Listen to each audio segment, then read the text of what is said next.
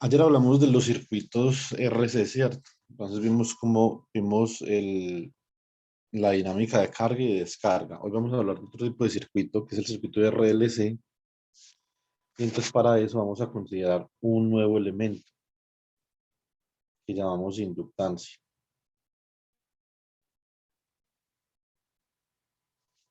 ¿cierto?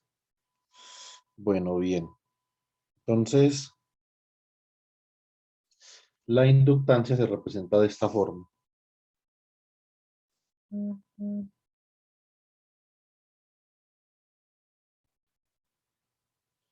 Esta es la representación circuital de la inductancia.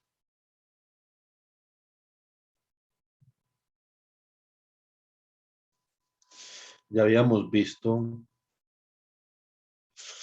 o ayer y la clase antes de ayer habíamos trabajado con la capacitancia, que se representa de esta forma.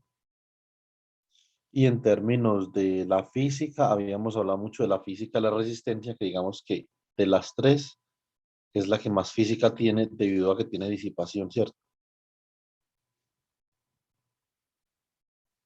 Estos son los tres elementos de circuito, los tres elementos pasivos que conforman circuitos lineales, ¿cierto? Entonces, nosotros podemos observar que podemos hacer un circuito con una batería,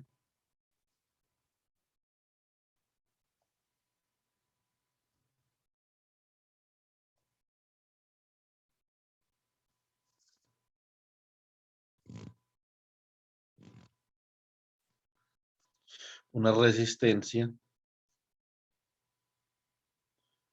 una capacitancia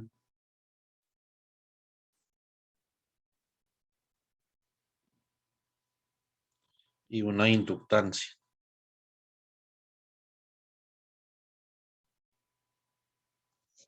¿cierto?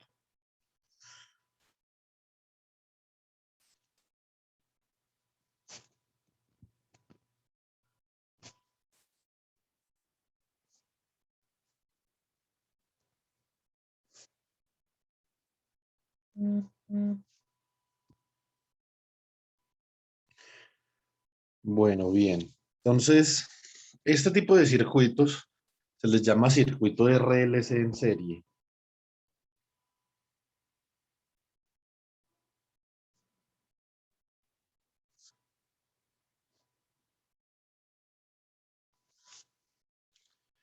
Y este tipo de circuito también, como el circuito que vimos ayer, está descrito por una ecuación diferencial. Lo que pasa es que es un poco diferente, ¿cierto? Entonces, eh, ahí básicamente este circuito yo lo puedo descomponer en tres circuitos. Nosotros, el de ayer habíamos conversado del circuito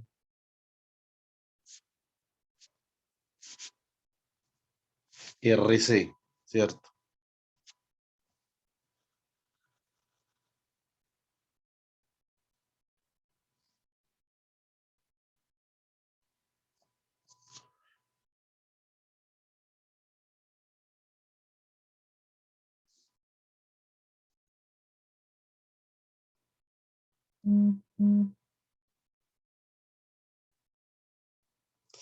Que era básicamente una resistencia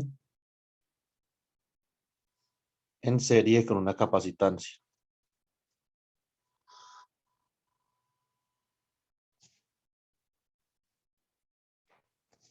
Y nosotros habíamos visto, obviamente, que para este circuito, si nosotros definimos que nuestra variable de interés es la carga en el capacitor,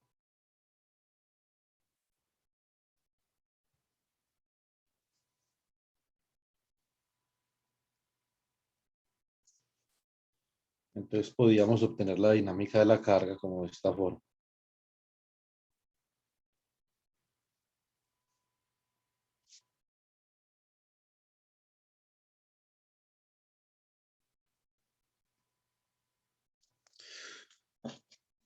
¿Cierto? Hay otro circuito interesante y es el circuito RL.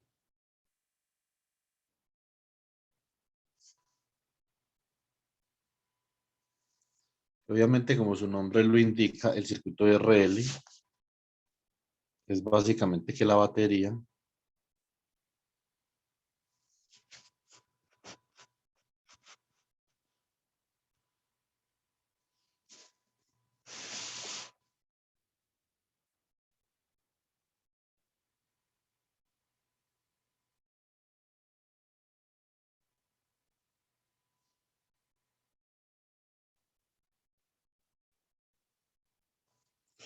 una resistencia en serie con una inductancia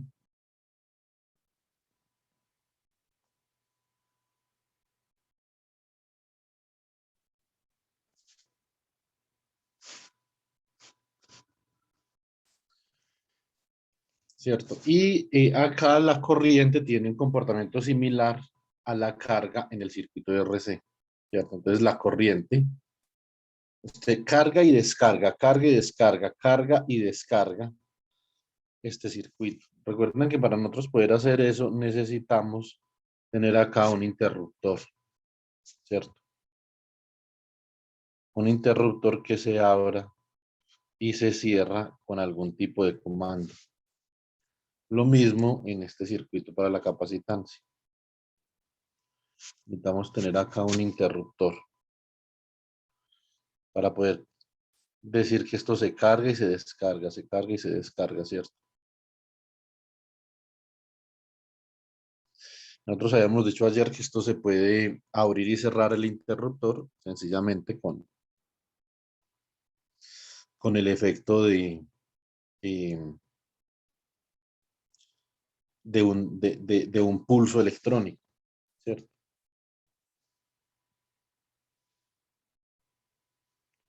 Bueno, muy bien.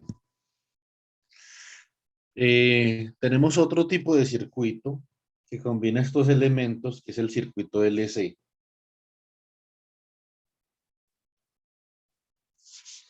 Este circuito es importante porque es el primer circuito donde vemos una oscilación armónica, ¿cierto?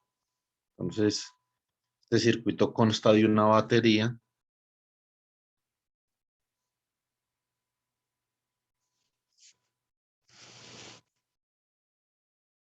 una capacitancia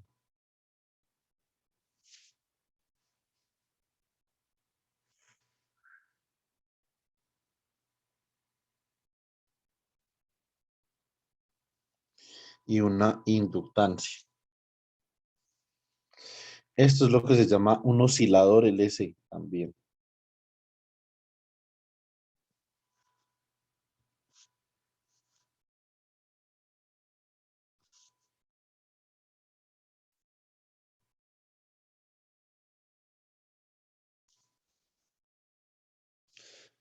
Entonces acá,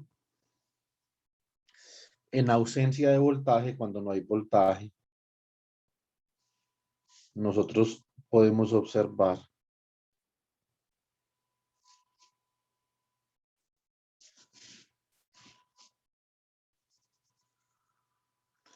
el siguiente patrón en la carga. Entonces podemos observar algo como así.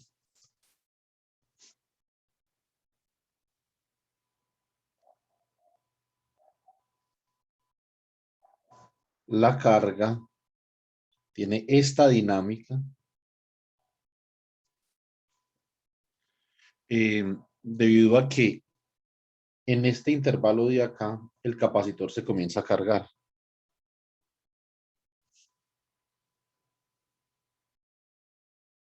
Digamos que esto acá es omega t. Entonces en omega t igual a pi medios, el capacitor se encuentra completamente cargado. Después él se comienza a descargar hasta que acá en omega t igual a pi, su carga es cero, ¿cierto? Después la carga en el capacitor se invierte. Entonces si él se había cargado más menos, ahorita se va a cargar menos más. hasta que la carga estará completa en 3 pi medio. Y en 2 pi, él se ha vuelto a descargar y después otra vez por acá en 5 pi medios invierte la polaridad de la carga, ¿cierto? Esa es la dinámica que tiene la carga en el capacitor en este circuito. ¿Sí o no?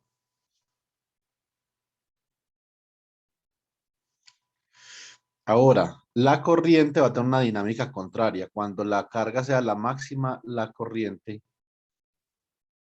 va a ser la mínima, digamos así.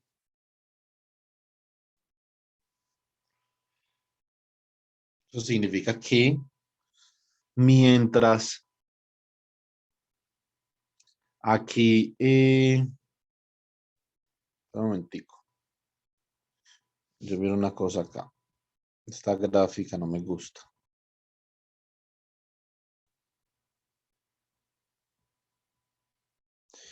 Cuando la carga es cero, la corriente también es cero, ¿cierto? Entonces, si la carga es un seno, la corriente ha de ser un coseno. O sea, que esto es como algo así.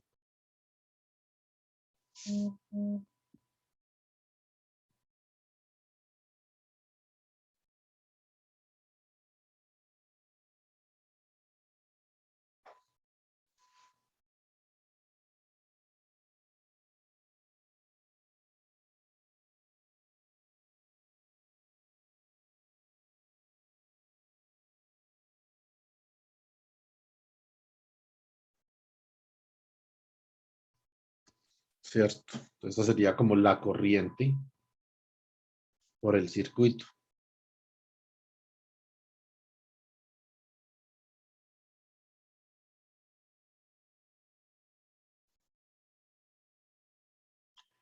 Entonces, estos fenómenos oscilatorios se deben básicamente a que no hay una disipación de energía en este circuito.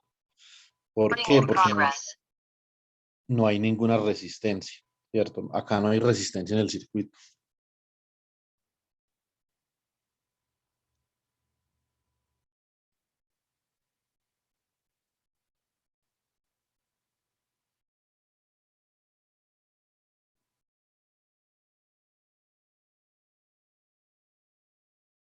Bueno, este otro tipo de circuito. Y nosotros podemos combinar estos últimos tipos de circuitos que tenemos acá y podemos llegar a lo que habíamos comenzado, que es el circuito de RLC.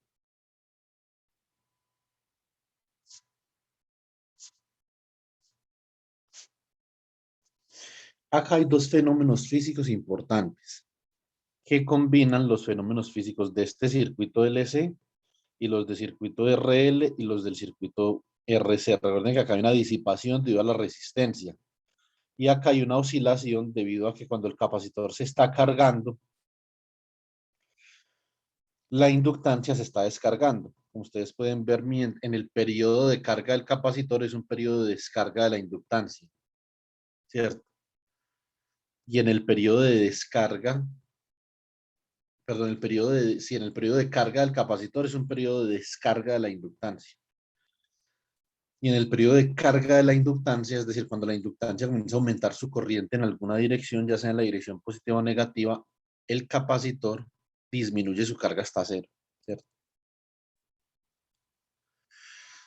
Ahora, este circuito de RLC combina esos dos efectos.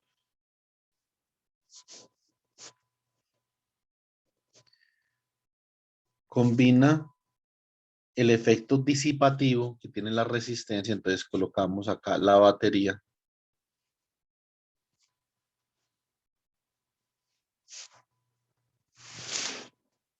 Acá colocamos la resistencia.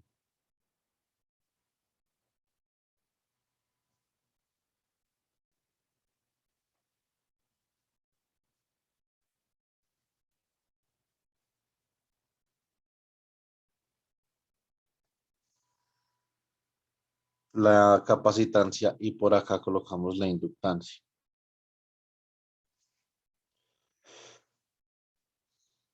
Entonces, obviamente, en este circuito, ¿qué sucede?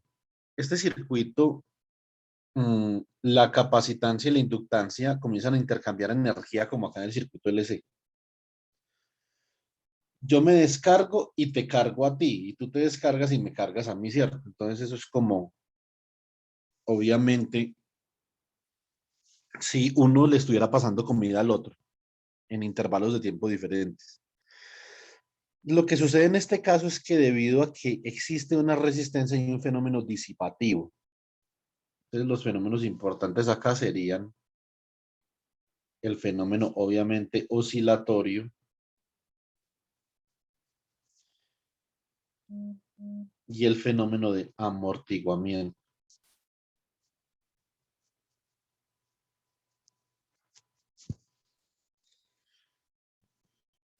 ¿Cómo se ve la carga eléctrica en este circuito? Entonces la carga en la capacitancia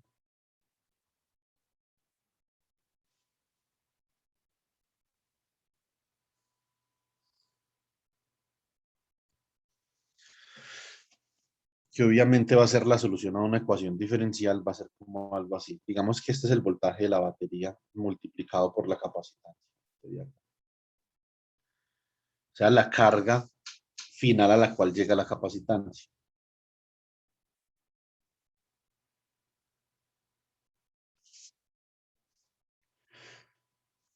El fenómeno dinámico de la capacitancia es un fenómeno sí oscilatorio,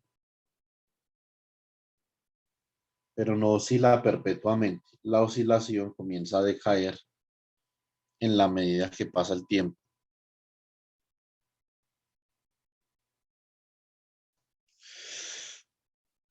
¿Esto debido a qué? Bueno, esto es básicamente debido a que la resistencia está disipando la energía que hay en la capacitancia y en la inductancia.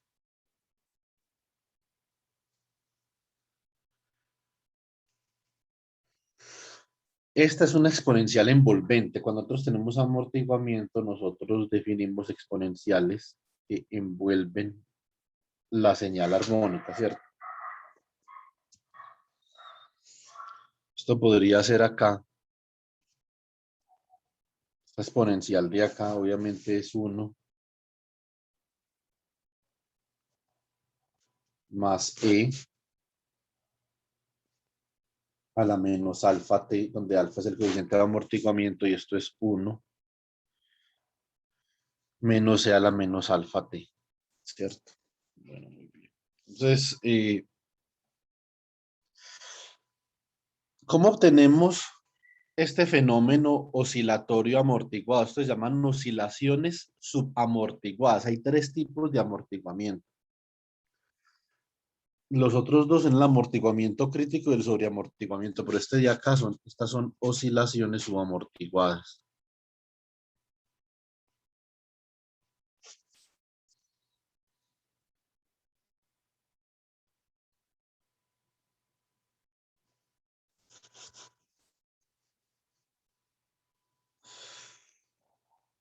Listo. Bueno,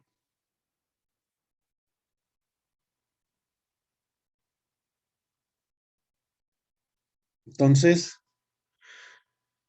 para eso necesitamos aplicar la ley de Kirchhoff acá.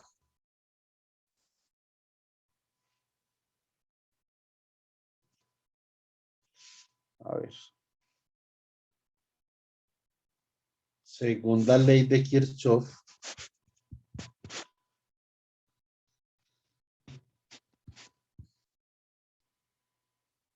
eh, en un circuito RLC serie, ¿cierto? En este circuito de acá también vamos a tener un interruptor como lo describimos el día de ayer.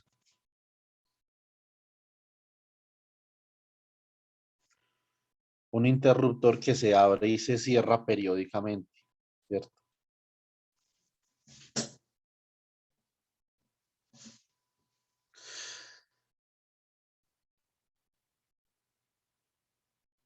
Entonces, la segunda ley de Kirchhoff dice que el voltaje de la batería es igual al voltaje en la resistencia más el voltaje en la capacitancia más el voltaje en la inductancia.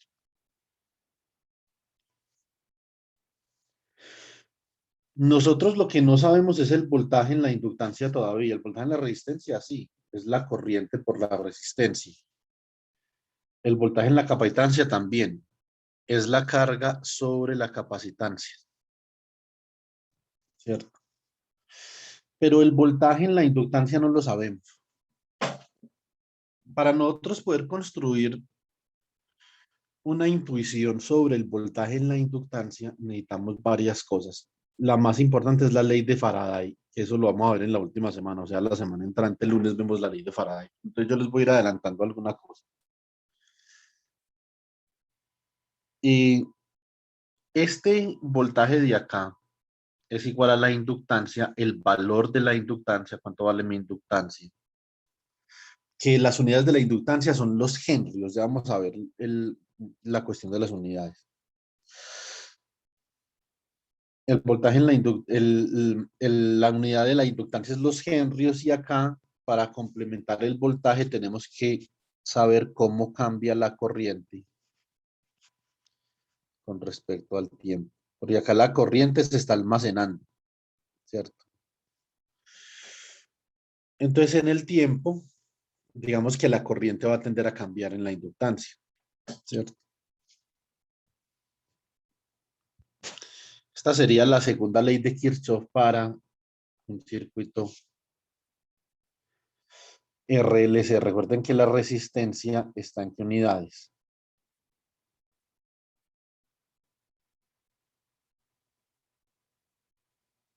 Ohms. Ohms, ¿cierto? La capacitancia está en farad.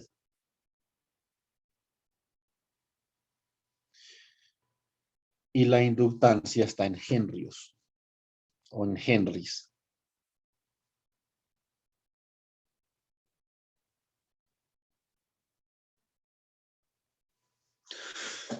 Típicamente la inductancia, las inductancias comerciales están entre el valor de los milihenries y los microhenries. Los capacitores y casi todos están entre los microfarad y los nanofarad. Hay también milifarad y hay también picofarad, pero pues más común es que sea entre los microfarad y los nanofarad, ¿cierto? Muy bien. Recuerden que la corriente, nosotros habíamos dicho que la corriente era la derivada de la carga con respecto al tiempo, la derivada de la carga en la capacitancia. Entonces, ¿cómo queda esto? Esto es la derivada de la carga con respecto al tiempo más la carga sobre la capacitancia más la inductancia por la derivada con respecto al tiempo de la corriente, pero la corriente es la derivada de la carga con respecto al tiempo, ¿cierto? Y acá, ahora que escribimos, esto es R de Q de T más Q sobre C más L por la segunda derivada de la carga con respecto al tiempo. ¿Sí o no?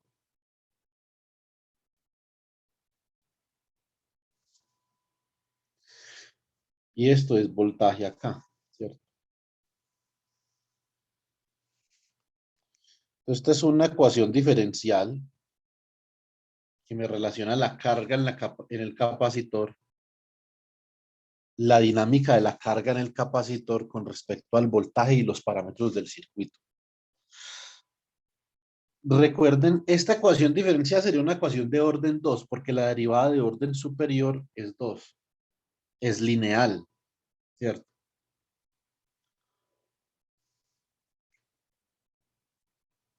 Entonces, ¿qué vamos a hacer acá? Vamos a coger, dividimos. Digamos que esta es la ecuación 1. Dividimos la ecuación 1 por L, ¿cierto? Dividimos la ecuación 1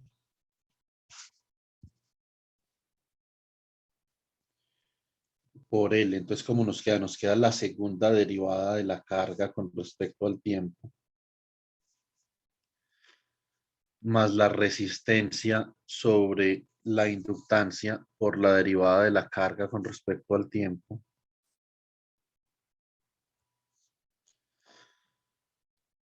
más 1 sobre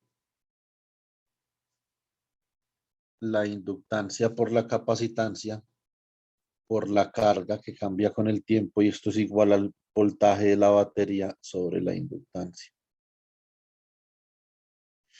Esto da en unidades de amper por segundo, ¿cierto? El amper es la corriente. O sea, esto es cómo cambia la corriente con respecto al tiempo. Bueno, muy bien.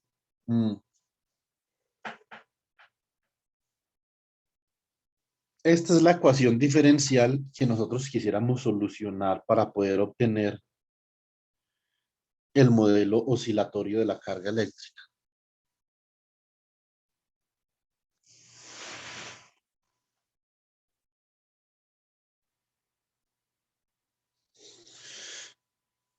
Listo. Este tipo de ecuaciones diferenciales estos se llaman osciladores forzados y amortiguados.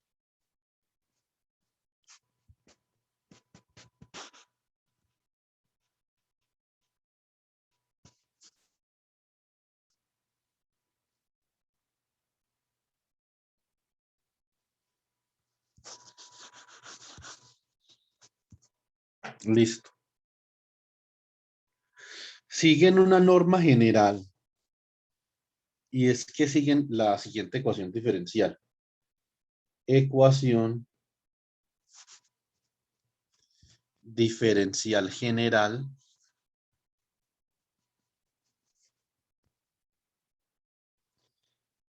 para un oscilador armónico amortiguado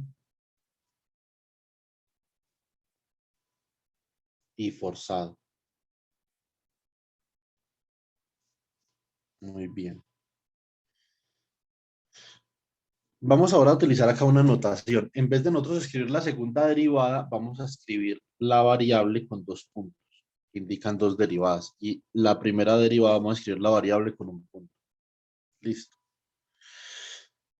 La ecuación general de un oscilador amortiguado y forzado es como algo así.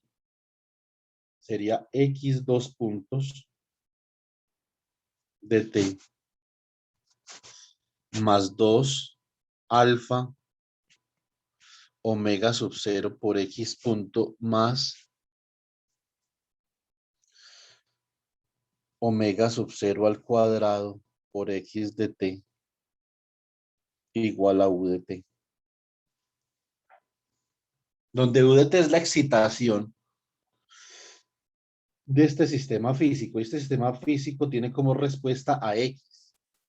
Puede ser un desplazamiento de una masa en presencia de un amortiguador y de un resorte, ¿cierto? Puede ser la carga eléctrica del circuito RLC. Pueden ser varias cosas. Pero esta es la forma general de la ecuación diferencial para un oscilador amortiguado y forzado. Y esta es la particular para un circuito RLC. Obviamente también está, por ejemplo, para el sistema masa resorte amortiguador. Si nosotros tenemos, digamos, un sistema masa resorte amortiguador, tenemos algo como por el estilo.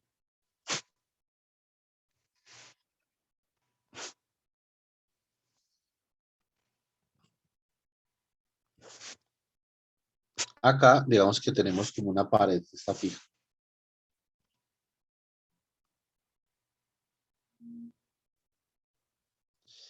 Y de esta pared voy a colocar una masa a pender de la pared, ¿cierto?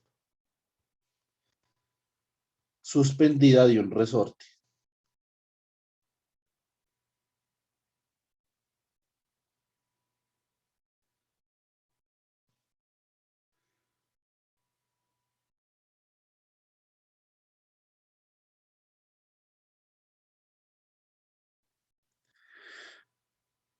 Esta es una masa M y yo, por ejemplo, acá puedo aplicar una fuerza a esta masa.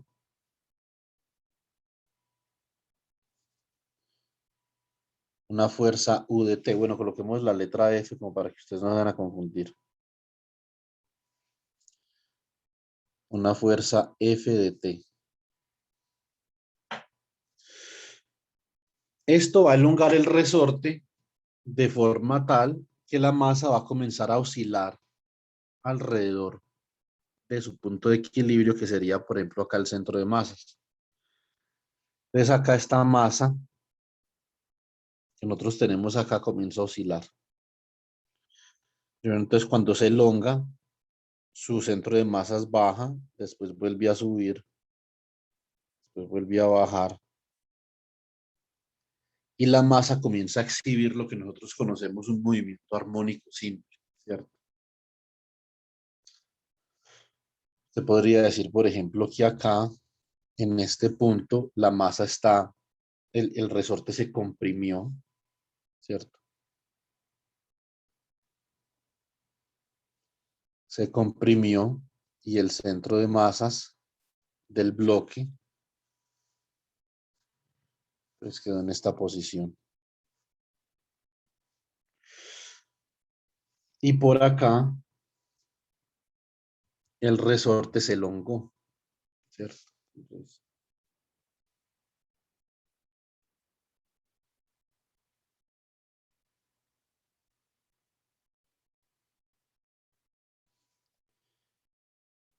y el centro de masas en esta otra posición. Esto describe lo que nosotros conocemos como un movimiento armónico simple, ¿cierto?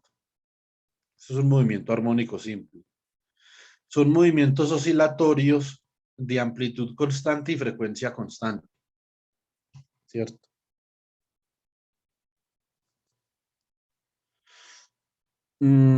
¿Cuál es por ejemplo, la energía de la masa? La energía cinética de la masa, ¿cierto? Entonces, energía total es igual a K más V o más U.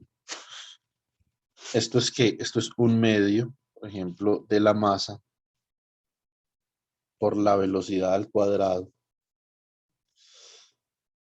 más un medio, la energía potencial que es debido al resorte, ¿cierto? Un medio, la energía potencial elástica, un medio de K por el desplazamiento de la masa al cuadrado. Cuando la velocidad de la masa es la máxima, el desplazamiento es el mínimo, ¿cierto?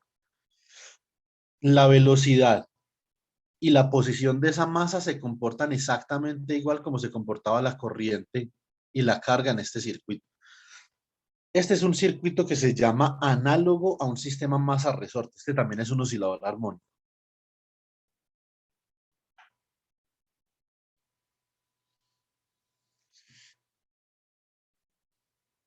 Entonces, acá, como no hay elementos que disipen energía, entonces obviamente, ¿qué puedo decir yo? Que el cambio en la energía del sistema es cero. Por lo tanto, la derivada con respecto al tiempo de un medio de la masa de v al cuadrado más un medio de k por x al cuadrado es igual a cero. De acá nosotros obtenemos que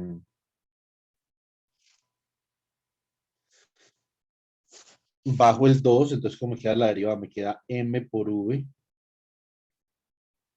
punto, ¿cierto?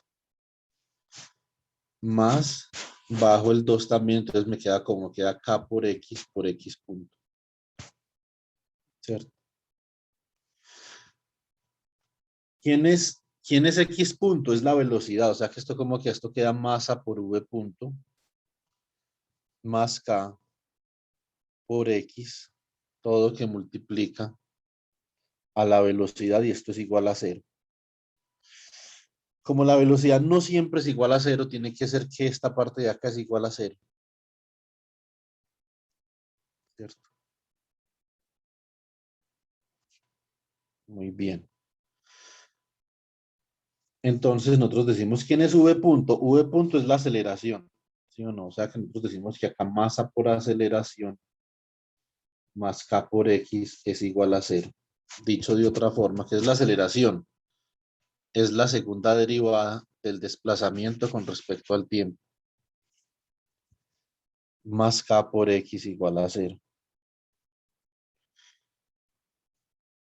Dicho de otra forma, X dos puntos de T más K sobre M por X de T es igual a cero. Nosotros definimos este K sobre M como la frecuencia natural del oscilador al cuadrado. Y por lo tanto, esto nos queda como la ecuación diferencial de un oscilador armónico.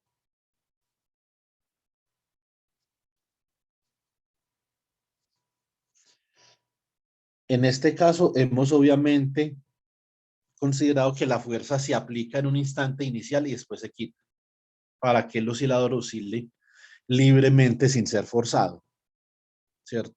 Entonces, por eso esto es igual a cero. Si nosotros consideramos la fuerza, esto no sería igual a cero, esto sería igual a otra cosa. Y no sería un movimiento armónico. La característica de este movimiento, como les dije, es que es un movimiento de amplitud constante y de frecuencia constante.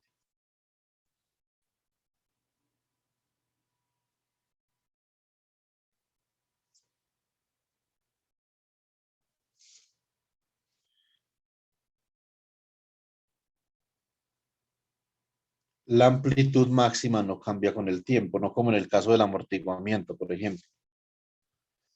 Y la velocidad tiene obviamente la misma característica que la corriente. La velocidad sería análoga a la corriente, ¿cierto? Como algo así. Van desfasadas 90 grados.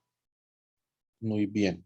¿Cómo sabemos nosotros que esos son senos o cosenos? Pues porque la solución a esta ecuación diferencial es un seno o un coseno de esa frecuencia. Entonces, por ejemplo, pueden ser ambas, pueden ser cualquiera de las dos.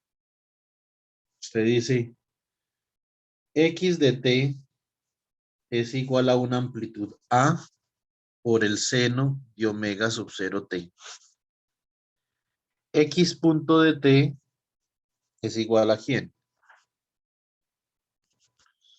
A por omega sub 0 por seno de omega sub 0 t. ¿Cierto?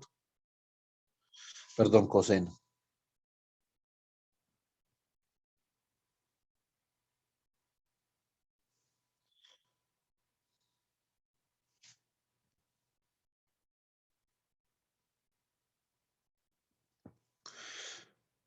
Y x dos puntos de t sería igual a la derivada del coseno es el menos seno, o sea que esto queda como menos a omega sub 0 al cuadrado, ¿cierto? Por seno de omega sub 0 t. Entonces reemplazamos en la ecuación diferencial. X dos puntos más omega sub 0 al cuadrado por x es, ¿quién es x dos puntos? Es menos omega sub 0 al cuadrado por a por el seno de omega sub 0 t. Más omega sub 0 al cuadrado por x, que es a seno de omega sub 0 t. Toda esta con esta y esto da 0. Entonces nosotros sabemos que esta función de acá satisface esa ecuación diferencial.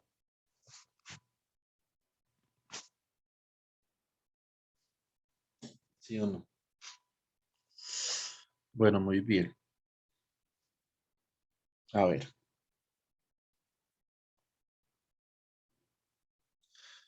Déjenme pensemos una cosa.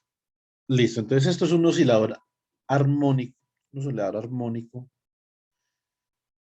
no amortiguado para un sistema masa-resorte. Ahora, el sistema masa-resorte y amortiguador, vea, cambiamos este título, que yo aquí no coloqué el amortiguador, nada.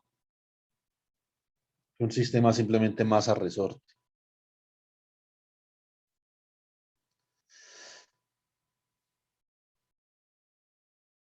¿Cómo sería un sistema entonces masa-resorte y amortiguador? ¿Será que este PDF ya está muy largo? Sí, parece que sí.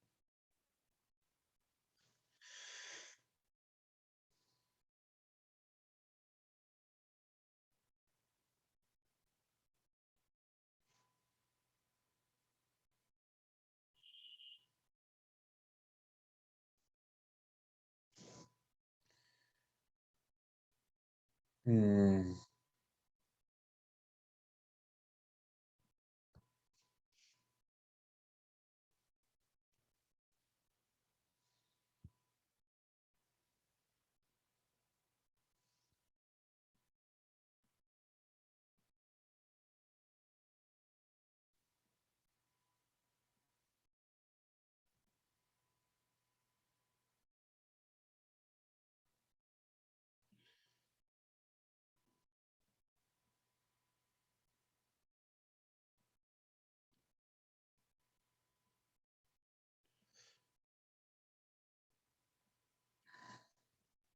bueno,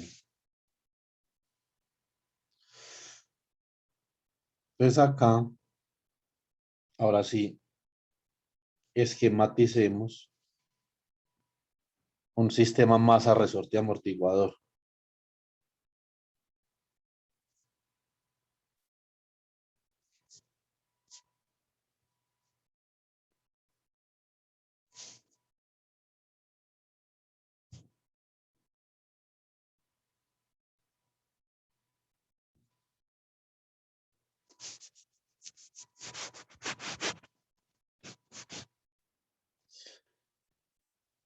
¿Cómo sería?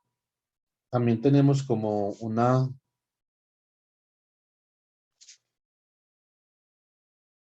algo, por decirlo así, como sólido, macizo de lo que va a suspender un resorte. Un momentico.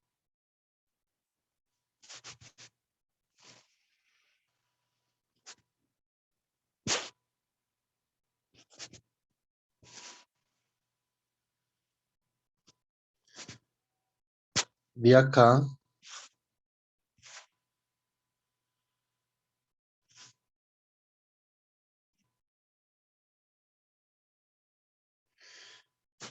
suspende el resorte.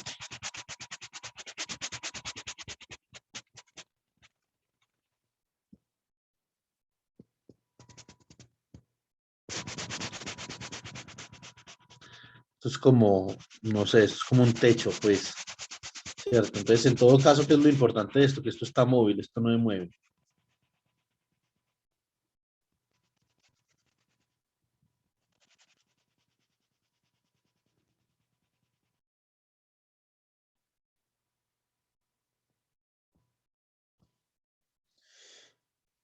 ¿Sí o no? Es una parte estática.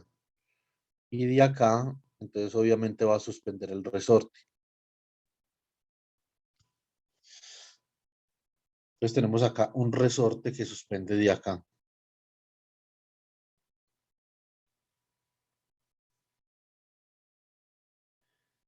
Este resorte, y de ese resorte suspende la masa,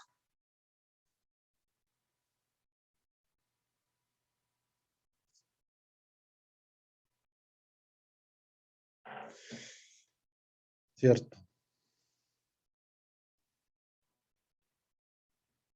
Muy bien.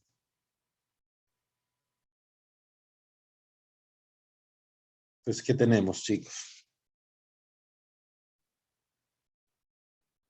Vamos a ver.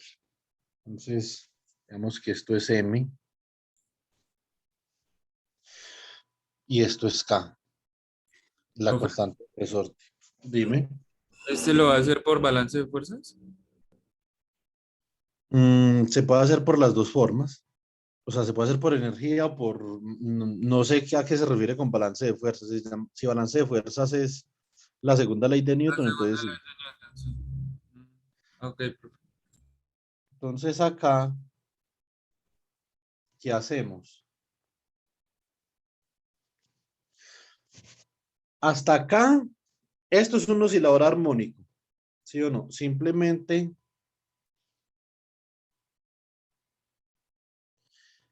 podemos excitar esta masa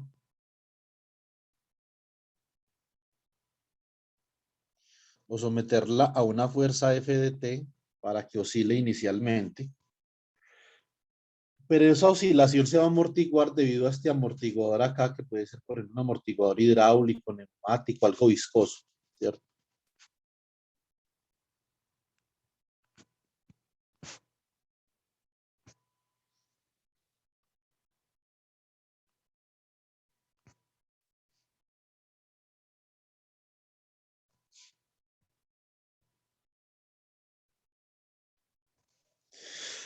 Eso significa que cuando esta masa sube y baja, ese amortiguador hace que se disipe la energía inicial que la fuerza le suministró a la masa. Entonces ahora, obviamente si nosotros consideramos que ese es el centro de masas de ese bloque, si yo quisiera describir el movimiento de esa masa, entonces si esa masa comienza a oscilar, pero en la medida que el tiempo va pasando, la amplitud de la oscilación comienza a disminuir.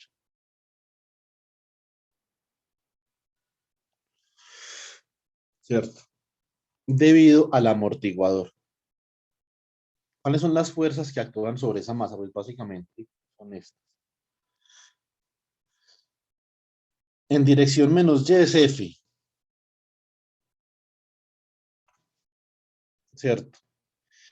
En esta dirección contraria a F, entonces está actuando el resorte, porque si F va hacia abajo, el resorte tiende a recuperar la masa, ¿cierto? Entonces, esta es la fuerza de recuperación elástica F sub K, y esta es la fuerza de fricción inducida por el amortiguador F sub B. Esta es la segunda ley de Newton.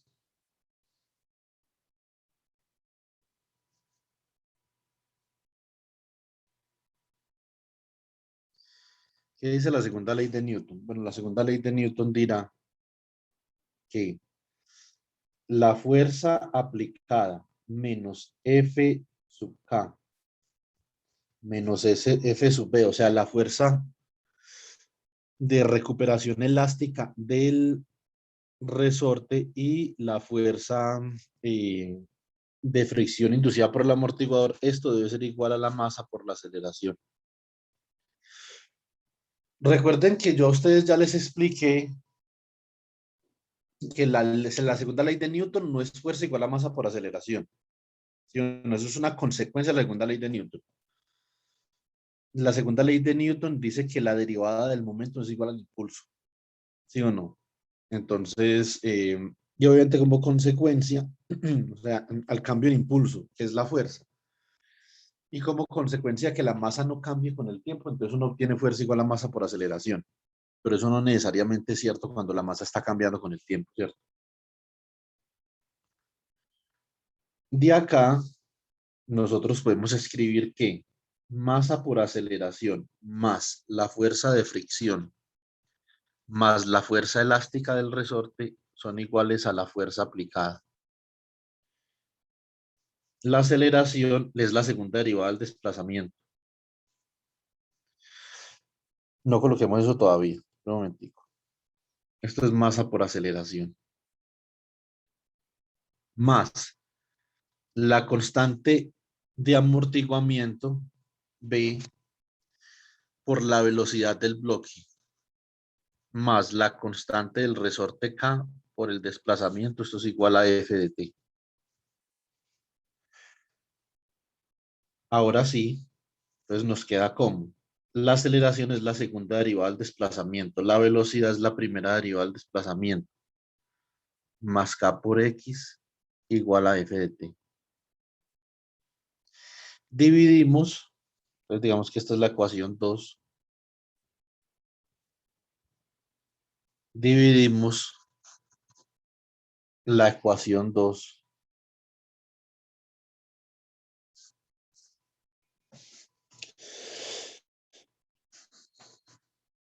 por m. Entonces, bueno, eso realmente en español no se debería decir así, sino entre m, ¿cierto?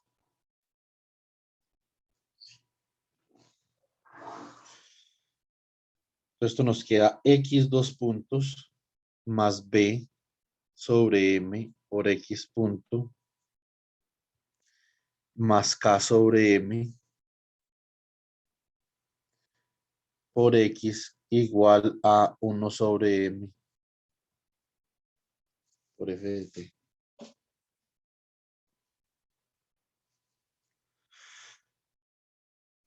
¿Cierto?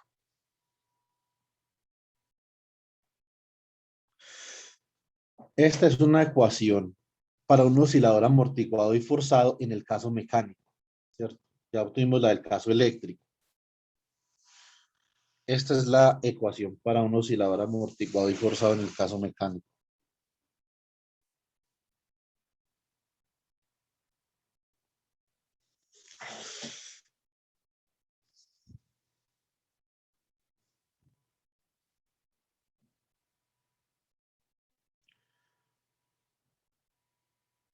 Listo.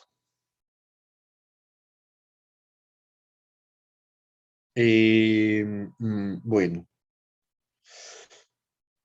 vamos a hacer una comparación. Comparación,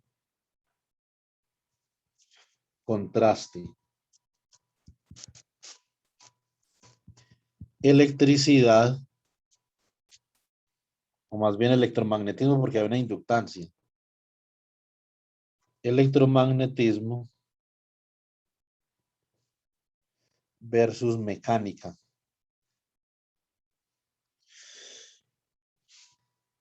Para la parte de la mecánica, nosotros tenemos esa ecuación de allá. Tenemos x dos puntos más b sobre m por x punto más k sobre m por x igual a 1 sobre m por f de t, ¿cierto? Para el caso del electromagnetismo, ¿qué teníamos? Teníamos la segunda derivada de la carga más la resistencia sobre la inductancia por la derivada de la carga más 1 sobre LC por la carga en el tiempo igual a el voltaje de la batería sobre la inductancia, ¿cierto? Entonces acá ya tenemos una forma para contrastar estas dos, ¿cierto?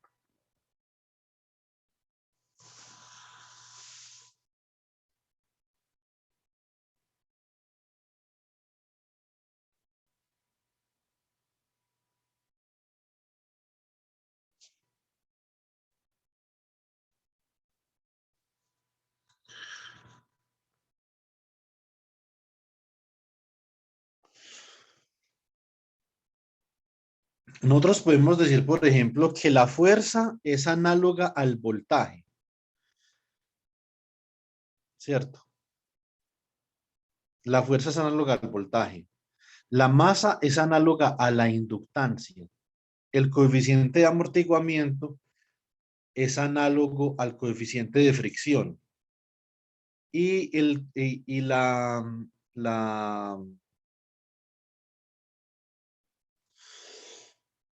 la constante del resorte es análogo a 1 sobre L. Entonces nosotros acá establecemos algo que conocemos como una analogía. Esto se llama analogía.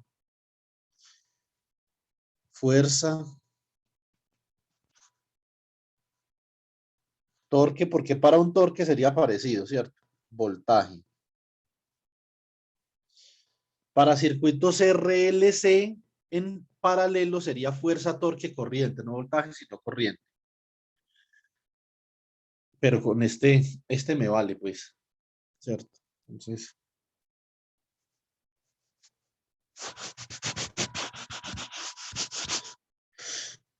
la analogía es la siguiente. La carga es análoga al desplazamiento. La velocidad, obviamente, que es la derivada de la carga, sería entonces análoga a la derivada del desplazamiento, que sería, perdón, la velocidad que es la derivada del desplazamiento sería análoga a la derivada de la carga, que es la corriente, ¿cierto? O sea que la corriente es análoga a la velocidad.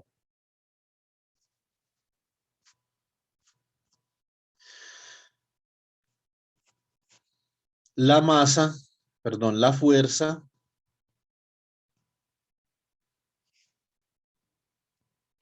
coloquemos primero la variable eléctrica. El voltaje sería análogo a la fuerza. La masa sería análoga a la inductancia. Ahorita me equivoqué, la constante del resorte no es análoga a 1 sobre L, sino 1 sobre C. La constante, espera que estoy colocando primero lo eléctrico y después lo mecánico. La inductancia es análoga a la masa.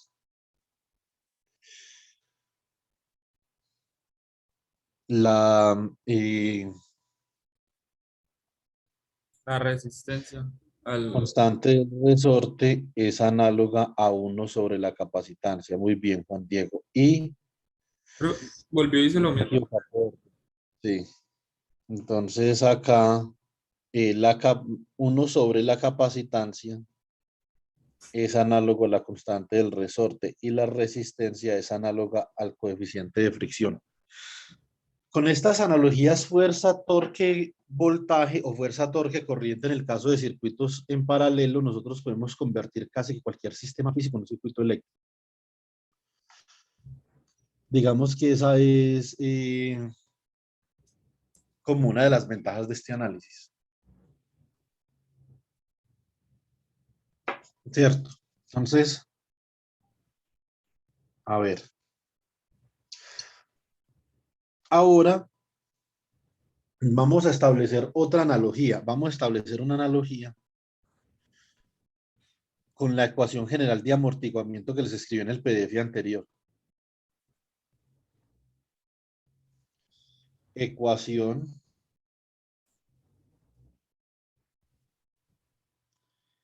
diferencial general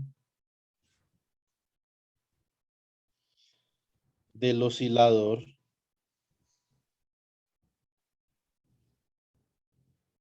armónico amortiguado y forzado. Y después lo vamos a simular.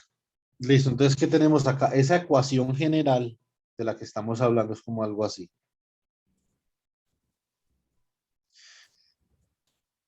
Es, por ejemplo, una variable. Ahora escojamos una variable diferente. Escojamos z, 2 puntos, más 2 veces el coeficiente de amortiguamiento por la frecuencia natural por z punto, más la frecuencia natural al cuadrado por z, igual a una excitación UDT. Esta es la ecuación general para un sistema armónico amortiguado y forzado, ¿cierto?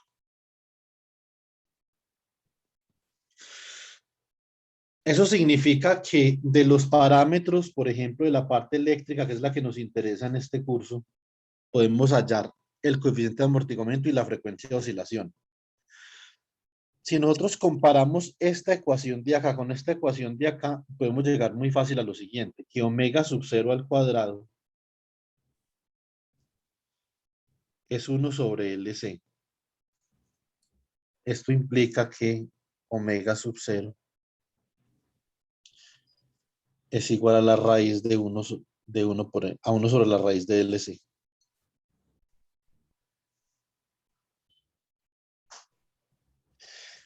Esto se llama la frecuencia natural del sistema. Eso significa que el sistema oscila naturalmente, inclusive cuando no hay cuando no hay excitaciones armónicas. Esta es la frecuencia a la que él oscila naturalmente, ¿cierto? Muy bien.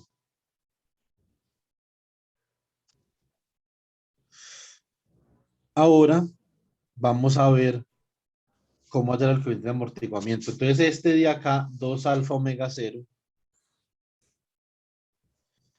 lo igualamos a la resistencia dividido la inductancia. Nosotros ya sabemos que omega 0, ¿cuánto vale? Vale 1 sobre la raíz de LC, ¿sí o no? O sea que 2 alfa sobre la raíz de LC es igual a R sobre L.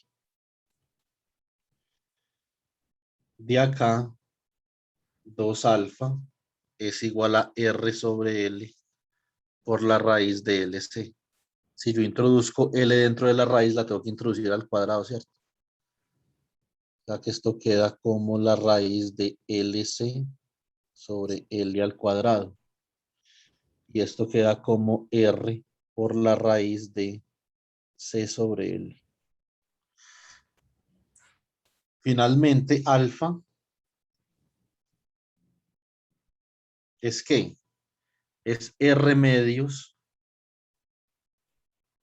por la raíz de C sobre L.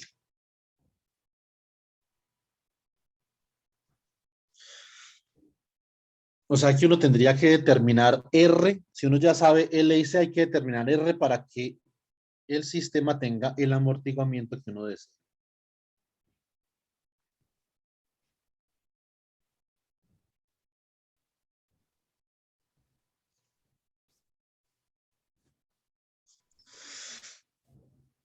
¿Alguna pregunta?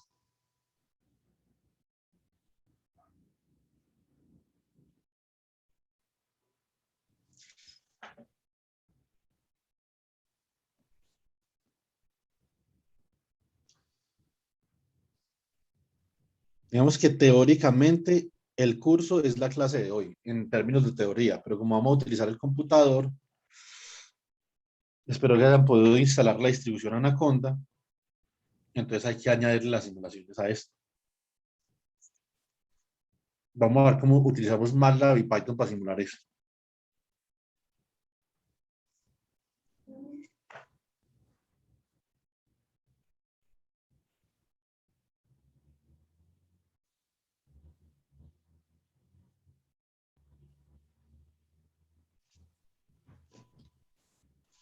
Profe, ¿qué es alfa?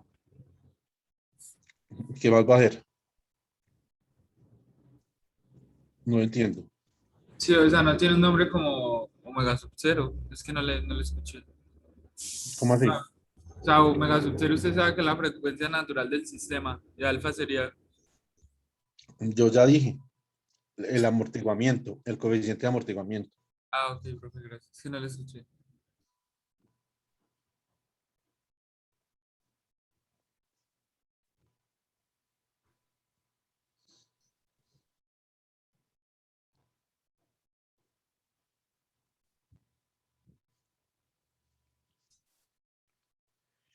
Muy bien. Recuerden que esta ecuación diferencial tiene dos soluciones, la solución particular y la solución homogénea. Cuando nosotros hablamos de los modos de amortiguamiento, estamos hablando de la solución homogénea, es decir, de las características naturales que tiene el sistema físico,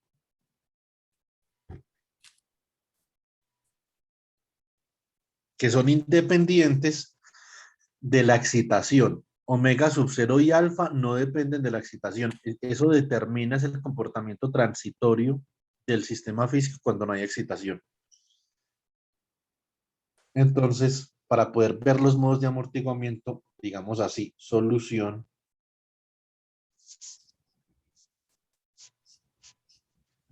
a la ecuación diferencial homogénea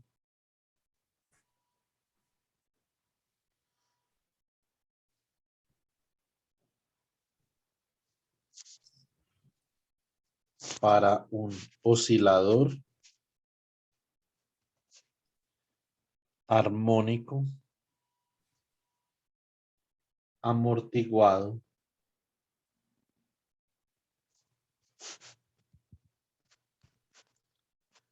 y forzado.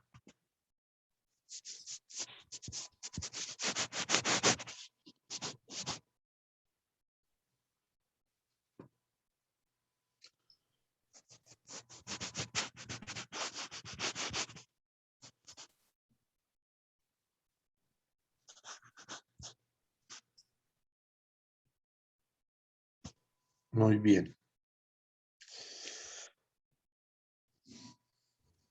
Entonces, ¿qué tenemos acá? Nosotros tenemos X dos puntos, bueno, la trabajamos con Z, entonces sigamos con Z. Z dos puntos, más 2 alfa omega 0 por Z, punto, más omega sub 0 al cuadrado por Z. Esto es igual a 0, ¿cierto? Suponemos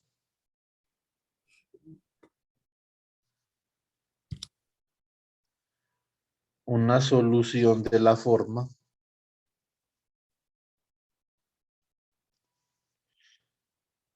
Z de t es igual a Z sub 0, una constante,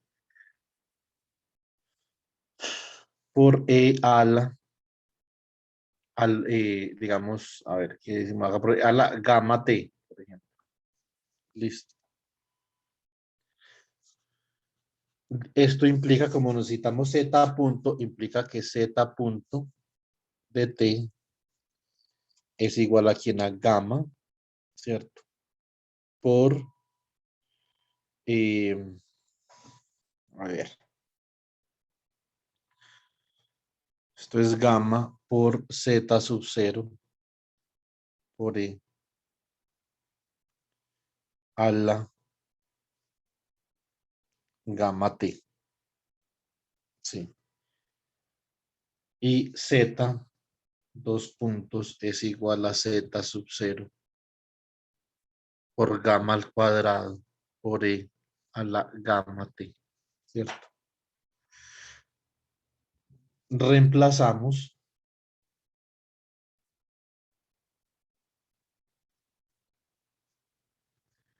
en 3, que sería esto. Entonces, Z dos puntos, ¿cómo quedaría? Quedaría gamma al cuadrado, Z sub 0 e a la gamma t. Reemplazamos Z punto, entonces quedaría 2 alfa omega sub 0 por Z sub 0 por e a la gamma t.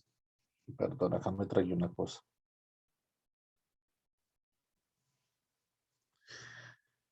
Y quedaría gamma, ¿cierto?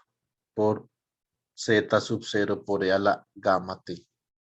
Más omega sub 0 cuadrado por Z sub 0 por e a la gamma t.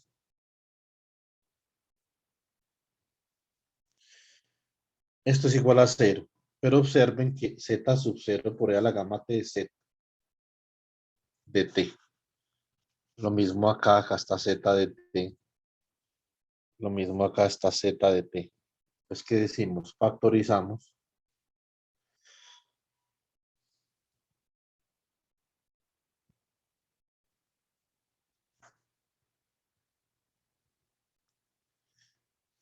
Z de t. ¿Cómo queda? Entonces esto quedaría como gamma cuadrado, ¿cierto? Más 2 alfa omega sub 0 gamma más omega sub 0 al cuadrado, todo por Z de t igual a 0. De acá obtenemos una ecuación. Esta ecuación de acá, entonces, este polinomio, hay que imponer que esto sea igual a 0, ¿cierto? Porque Z de t no va a ser 0. Entonces, ¿cuánto tiene que valer gamma para que Z de t, esta Z de t de acá sea una solución? Esa es la pregunta. ¿Cuál es el valor de gamma? Entonces, bueno, muy bien, básicamente tenemos que gamma cuadrado más 2 alfa omega sub 0 gamma más omega sub 0 cuadrado es igual a 0. ¿Cierto? ¿Qué hace uno ahí? Pues la ecuación cuadrática, ¿cierto? Entonces tenemos una ecuación de esta forma, tenemos una ecuación de la forma ax cuadrado más bx más c igual a 0. Y esto tiene fácil solución, digamos que esta es la ecuación 4. Factorizamos A. Si factorizamos A, esto nos queda X al cuadrado más B sobre A por X más C sobre A igual a 0. ¿Cierto? De acá, entonces decimos que X cuadrado más B sobre A más C sobre A es igual a 0. Completamos el cuadrado. Completando el cuadrado,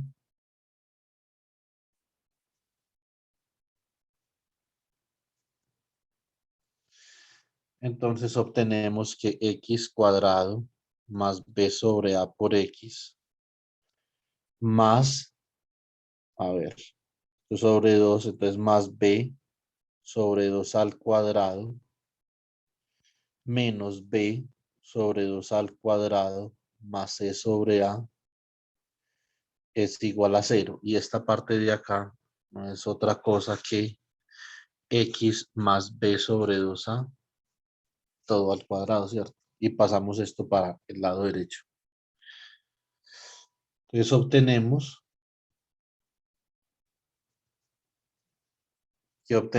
que X más B sobre 2A al cuadrado sería igual a B sobre 2A al cuadrado más C sobre A.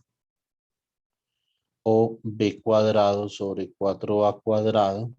Multiplico arriba y abajo el segundo fraccionario por 4A, o sea que esto queda más 4AC sobre 4A cuadrado, ¿cierto?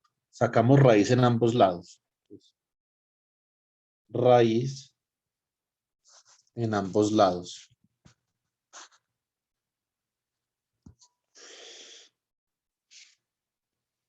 Esto queda X más B sobre 2A sería igual a la raíz más o menos la raíz. Esto se puede sumar, o sea que esto queda acá como B cuadrado menos 4AC sobre 4A cuadrado, ¿cierto? Y de acá, entonces, ¿qué obtenemos? Obtenemos que X es igual a menos B sobre 2A más o menos la raíz de B cuadrado menos 4AC sobre la raíz de 4A cuadrado, que básicamente es 2A, ¿cierto? Finalmente, obtenemos la solución que estábamos buscando. Acá lo que queríamos saber era cuánto valía X para que eso de 0, ¿cierto? Acá pues tenemos cuánto vale X para que eso de 0. X debe ser igual a menos B más o menos la raíz de B cuadrado menos 4AC sobre 2A. ¿Sí o no?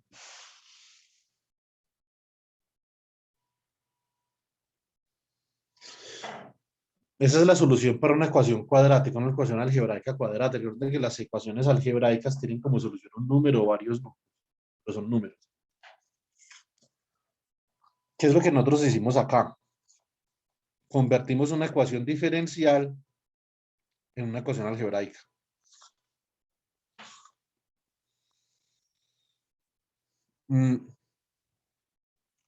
Eso es un método muy común para solucionar ecuaciones diferenciales. Convertir la ecuación diferencial en una ecuación algebraica. Que nos dé el valor de un parámetro y así solucionamos la ecuación, ¿cierto? Ahora,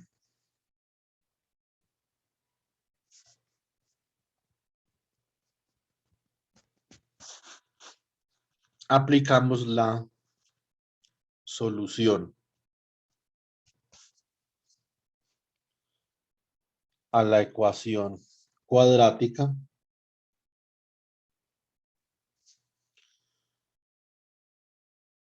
a la expresión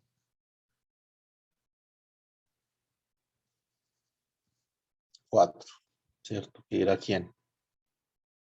Está ahí acá.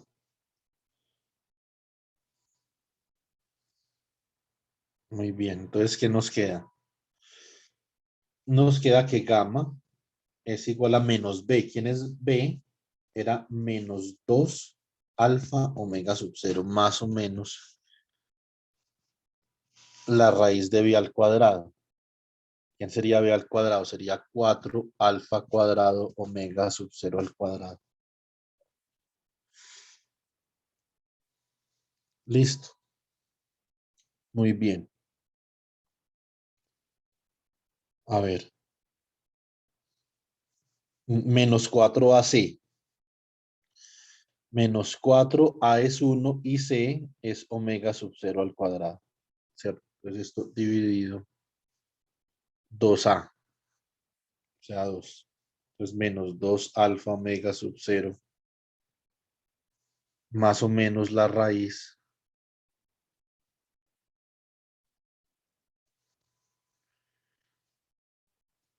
¿Cierto? Entonces, ¿qué tenemos acá? Factorizamos 4 omega sub 0 al cuadrado. Y esto queda alfa al cuadrado menos 1 aquí entre la raíz. Y acá queda 2.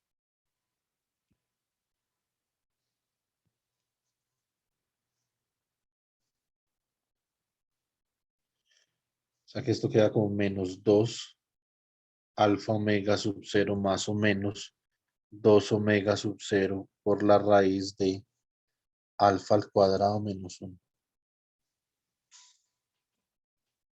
¿Cierto?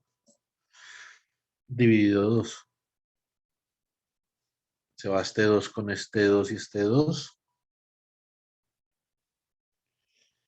Y esto queda como menos alfa omega sub 0 más o menos omega sub 0 por la raíz de alfa al cuadrado menos 1.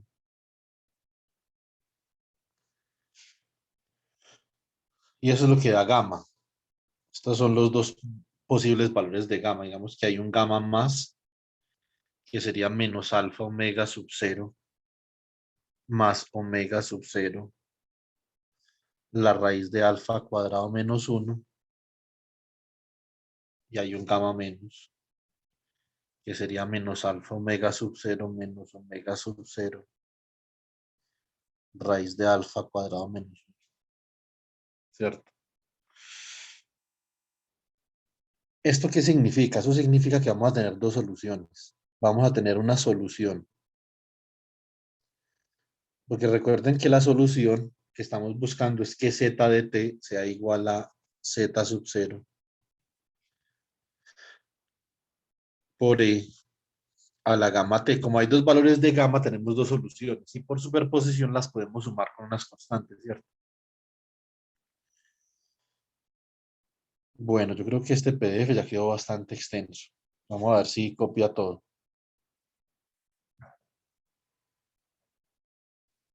Sí.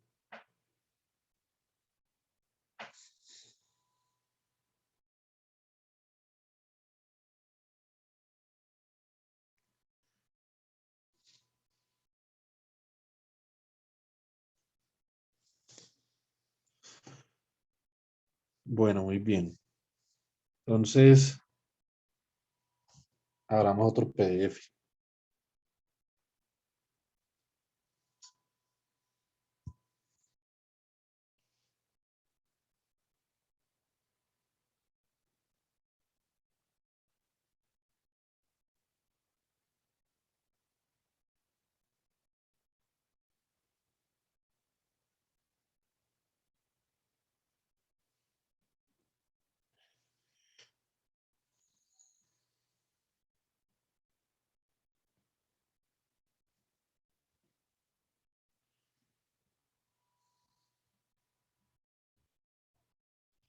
Bueno.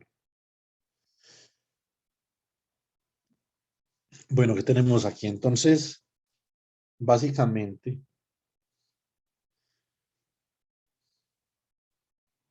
eh,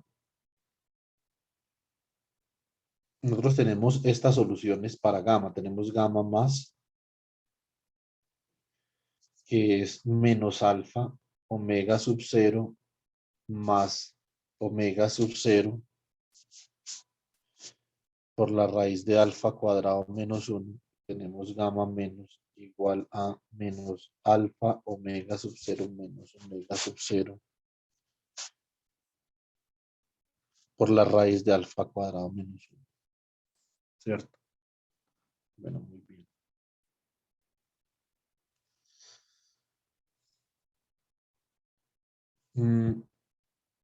De acá, entonces nosotros podemos expresar z de t, la solución general para la homogénea, como la combinación lineal de C1 Z sub 0 por E a la gamma más T más C2 Z sub 0 por E a la gamma menos T. ¿Cierto? Muy bien. Entonces, acá podemos hacer, por ejemplo, que esto sea una sola constante. ¿Sí o no? Digamos que esta constante de acá simplemente es lambda 1 y esta de acá es lambda 2.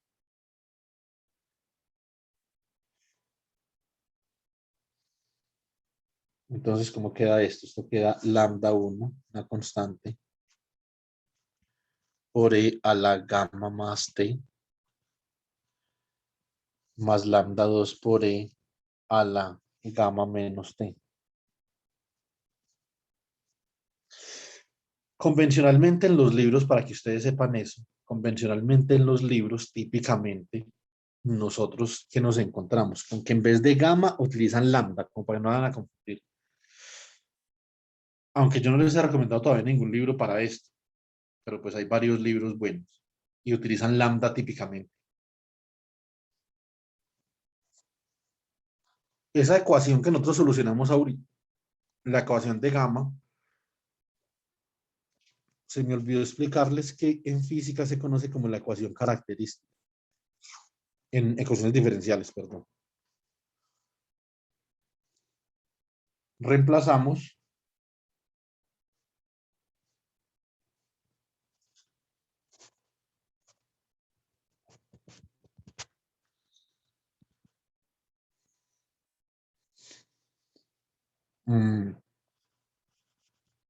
y nos queda como algo así.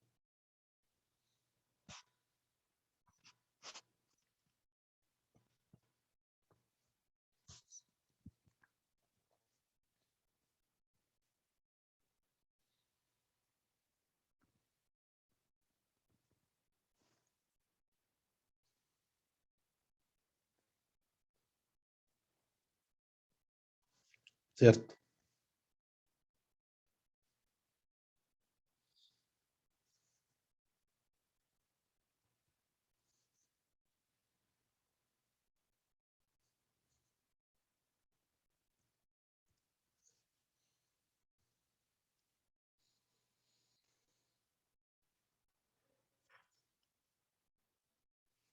Entonces menos acá.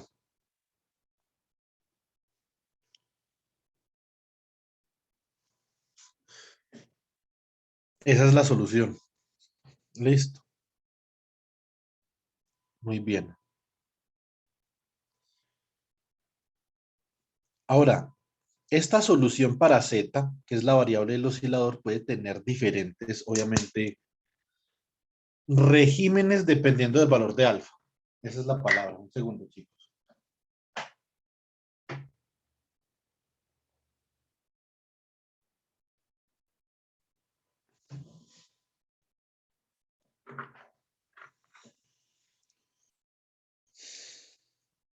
Bueno, muy bien.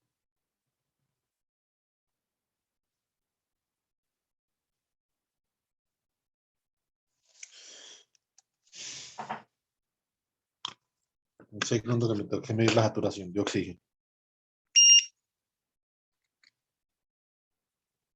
Bueno. Entonces, ¿cómo podemos estudiar los regímenes? Queremos estudiar esos regímenes.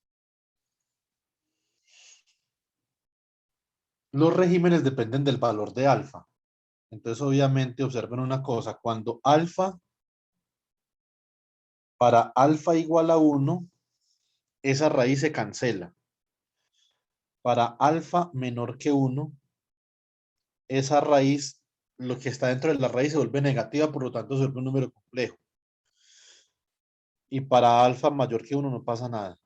O sea que realmente tenemos estos tres casos de alfa que son interesantes para analizar. ¿Cierto?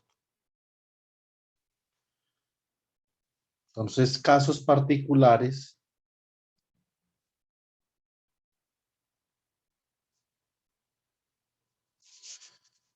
de amortiguamiento.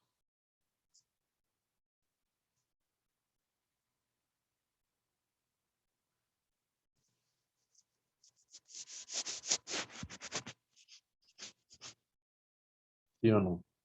Muy bien.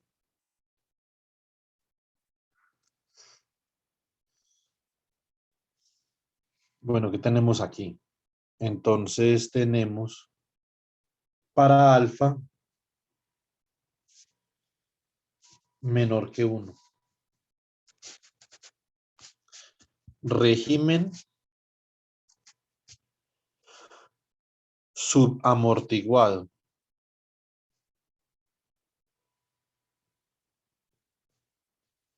¿Cierto? Muy bien. En el régimen subamortiguado, cuando alfa es menor que 1, entonces nosotros tenemos que gamma más es igual a menos alfa por omega sub 0 más omega sub 0 que multiplica a la raíz. Como alfa es menor que 1, entonces podemos factorizar esto. Menos 1 menos alfa cuadrado.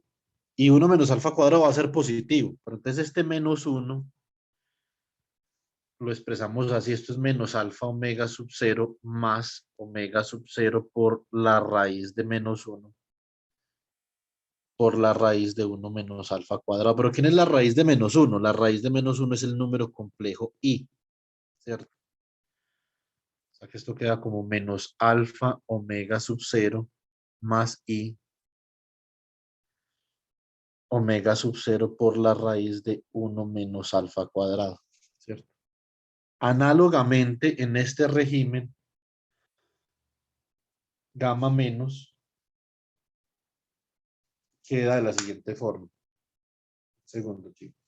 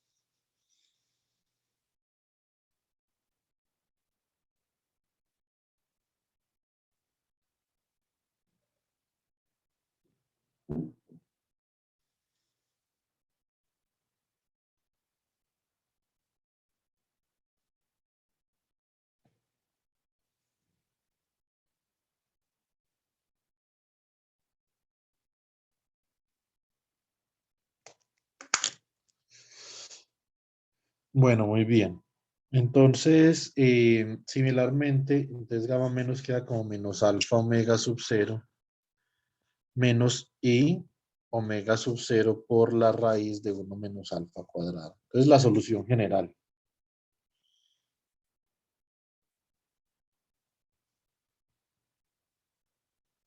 Solución general, ¿cierto?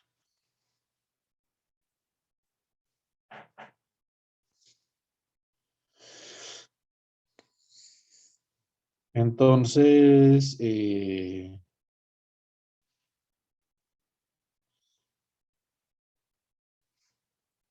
a ver, la solución general quedaría como algo así. Entonces quedaría z de t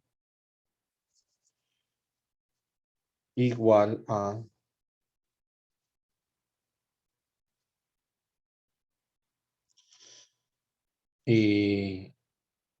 a ver, ¿cómo quedaría esto? Entonces esto quedaría como una constante lambda 1 por e a la menos alfa omega 0 t por e a la y omega 0 por la raíz de 1 menos alfa cuadrado más lambda 2 por e a la menos alfa omega sub 0 t por e a la menos i omega sub 0. Ah, venga, acá me faltó la t y entonces por acá arriba también. Espera un momentico. Sí, yo no puse ahí la t. Qué despiste.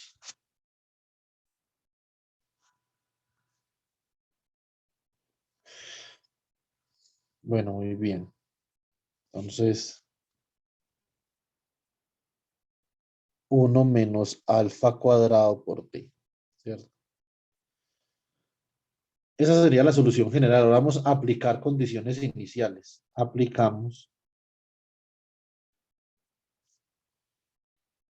condiciones iniciales. Digamos que z evaluado en 0 es igual a 0, ¿cierto? ¿Esto qué implica? Si yo reemplazo t por 0 en esa ecuación, ¿cuánto me da? Las exponenciales cuando el argumento es 0 dan 1, o sea que esto da lambda 1 más lambda 2 igual a 0, ¿cierto? De acá, lambda 1 es igual a menos lambda 2. Por lo tanto,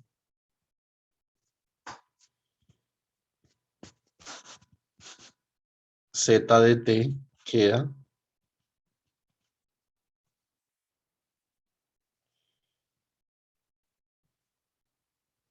z de t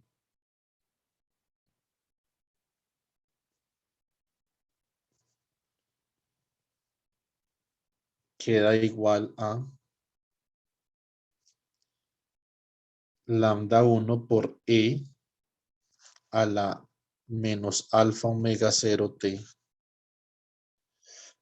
por e a la i omega 0 por la raíz de 1 menos alfa cuadrado por t menos lambda 1 porque lambda 1 es igual a menos lambda 2, o sea que lambda 2 es menos lambda 1 por e a la menos alfa omega sub 0 t por e a la menos i omega 0 raíz de 1 menos alfa cuadrado por t, ¿cierto? Factorizamos al lambda 1 por e a la menos alfa omega sub 0 t, ¿cierto? Y esto queda factor de e a la i omega sub 0 por la raíz de 1 menos alfa cuadrado t menos e a la menos i omega sub 0 por la raíz de 1 menos alfa cuadrado t. Voy a multiplicar acá, perdón, voy a dividir acá por 2i y acá multiplico por 2i, ¿cierto? Si hago eso, ¿cómo me queda esto? Esto me va a quedar como el seno de omega sub 0 por la raíz de 1 menos alfa cuadrado t. ¿Eso qué significa? Esto va a ser la señal amortiguada acá, va a ser una señal amortiguada pero con una frecuencia diferente. Esta se llama la frecuencia amortiguada, que depende del coeficiente de amortiguamiento, ¿cierto? Así,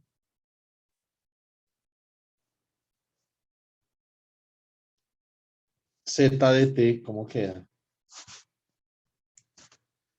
2i lambda 1 por e a la menos alfa omega sub 0 t, ¿cierto?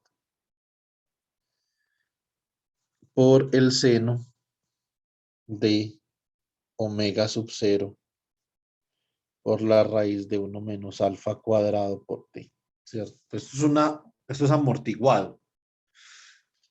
Si yo grafico z de t,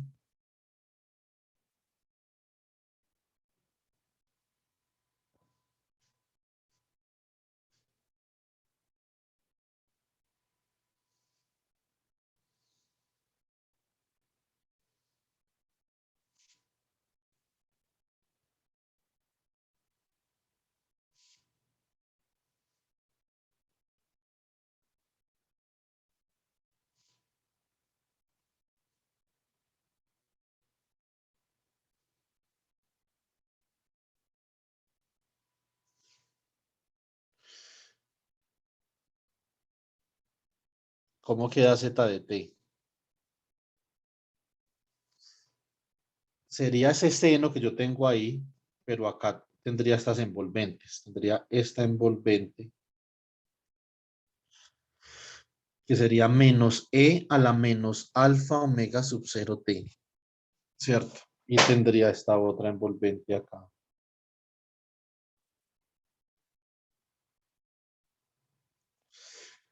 que sería e a la menos alfa omega sub 0 t. Entonces, dos exponenciales envolventes, eso es lo que caracteriza el movimiento armónico amortiguado.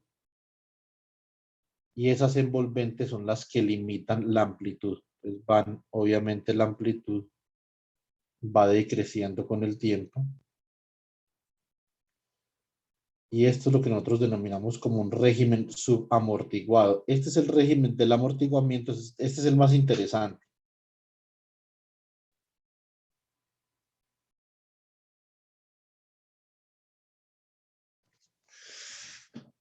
¿Cierto?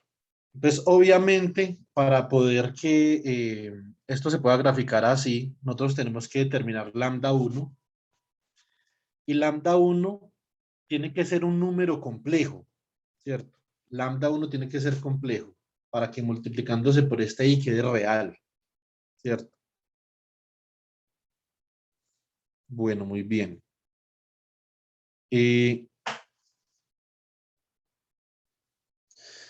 Entonces así nosotros ya podemos ver que la solución acá de la ecuación diferencial, por ejemplo, para un circuito RLC, debe ser cuando el régimen de amortiguamiento sea menor que 1, es obviamente una oscilación subamortiguada.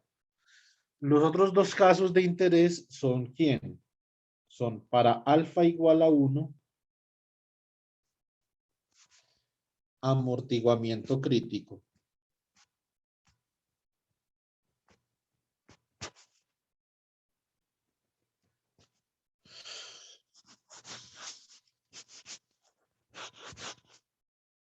Para alfa mayor que 1 sobre amortiguamiento.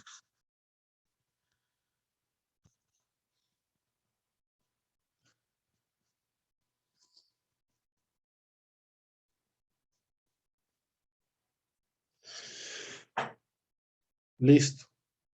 Esos regímenes no los vamos a estudiar por cuestión de tiempo y sobre todo, por ejemplo, para el caso críticamente amortiguado, hay que ver algo sobre ecuaciones diferenciales que se llama el browskiano. Entonces, pues no creo que nos dé el tiempo, la verdad. Entonces, hay que centrarnos en lo que tenemos que ver en el curso. Y lo que tenemos que ver en el curso, eh, mm,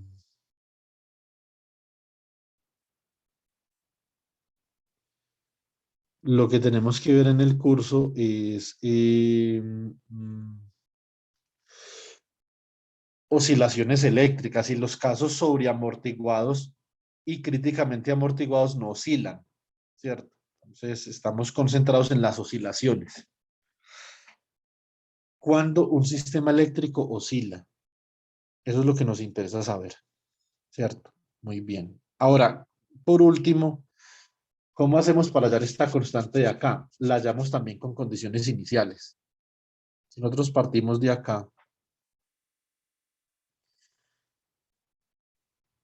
vea, ustedes también pueden partir, inclusive, pueden partir de acá, sacando la derivada de esto. ¿cierto? Ustedes pueden decir, para el caso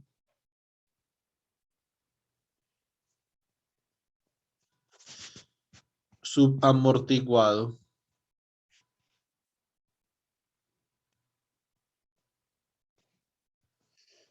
aplicamos las condiciones iniciales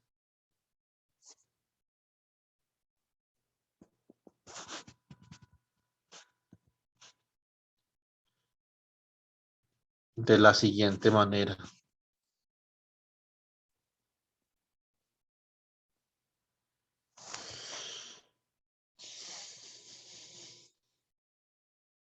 Bueno.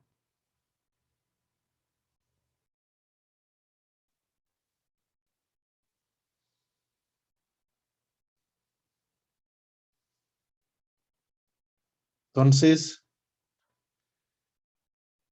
¿qué tenemos acá? Z de t, por ejemplo, habíamos dicho que era lambda 1 por e a la gamma más t más lambda 2 por e a la lambda menos t. Z de 0, si z de 0 es igual a 0, eso implica que lambda 1 por e a la 0 más lambda 2 por e a la 0 es igual a 0. O que lambda 1 más lambda 2, porque cada uno, esto vale 1 y esto vale 1, ¿cierto? Es igual a 0, de donde obtenemos que lambda 1 es igual a menos lambda 2, ¿cierto? Eso ya lo habíamos hecho. Una ecuación diferencial de orden n tiene n menos 1 condiciones iniciales. Por lo tanto, como esta es de orden 2, tiene dos condiciones, perdón, una ecuación de orden n tiene n condiciones iniciales. Entonces, como esta es de orden 2, tiene dos condiciones iniciales. Entonces, z punto de t, ¿quién sería? Que corresponden a la función y a las n y a las primeras n menos un derivadas. Eso es lo que quería decir. La primera derivada vale gamma más lambda 1 menos, perdón, esto acá por e a la lambda más t menos gamma menos por lambda 1 por e a la menos gamma menos t. Z punto de 0 es igual a ¿quién? A gamma más menos gamma menos por lambda 1 y esto es igual a lo que sea, obviamente que uno quiera, ¿cierto? Puede ser, por ejemplo, esto puede ser una velocidad, entonces esto puede ser, por ejemplo, la velocidad de la onda. Si esto es la corriente, esto podría ser, por ejemplo, la corriente, porque Q punto es una corriente. Podría ser la corriente inicial en el circuito, ¿cierto? I sub 0. ¿Quién es gamma más? Menos alfa omega 0 más omega 0 por I omega 0, perdón, porque estamos en el caso subamortiguado por la raíz de 1 menos alfa cuadrado. Menos gamma menos, que sería menos alfa omega 0 menos I omega 0 por la raíz de 1 menos alfa cuadrado, ¿cierto? Todo esto por lambda 1. Entonces acá, ¿cómo queda esto? Esto queda como menos alfa omega 0 más I omega 0 por la raíz de 1 menos alfa cuadrado más alfa omega 0 más I omega 0 por la raíz de 1 menos alfa cuadrado, todo por lambda 1. Se va este con este.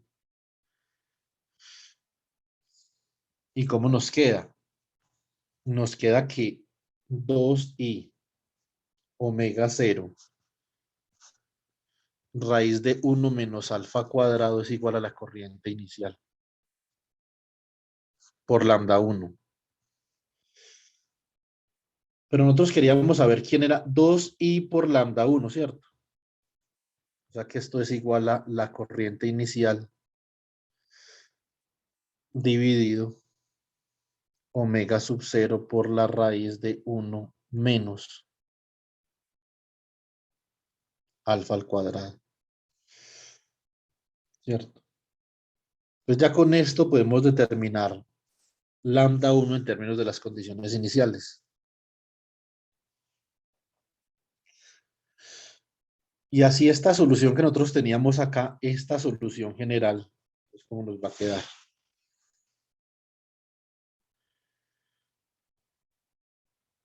Solución.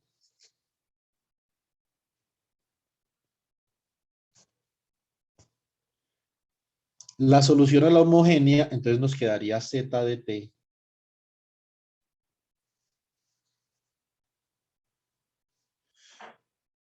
igual a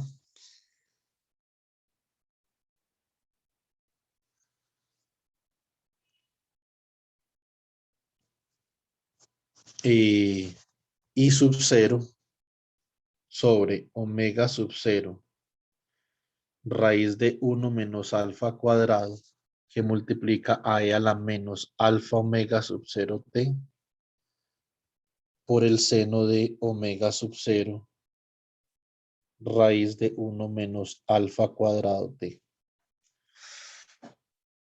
Esta es la solución a la homogénea.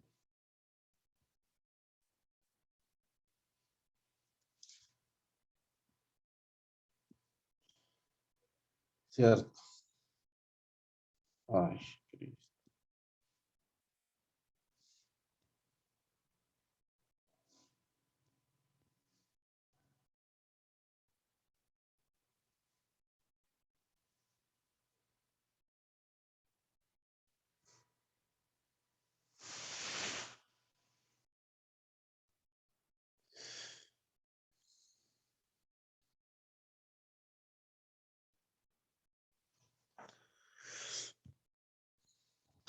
Entonces, solución a la ecuación diferencial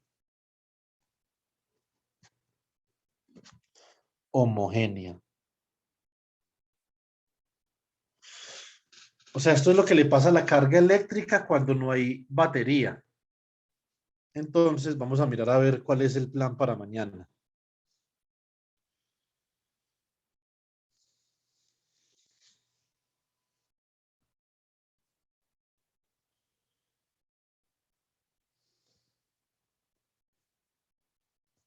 Mañana. Solución particular a la ecuación diferencial. A la ecuación diferencial del oscilador amortiguado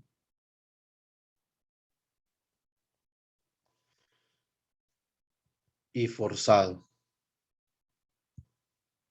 Acá vamos a contrastar dos métodos. Transformada de Laplace.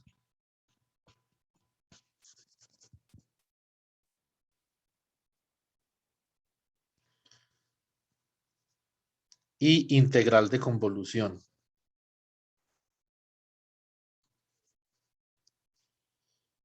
Vamos a mirar a ver estos dos métodos cómo nos permiten obtener la misma solución particular. Entonces ustedes deben de decidir cuál les gusta más. Listo. Después, representación en el espacio de estados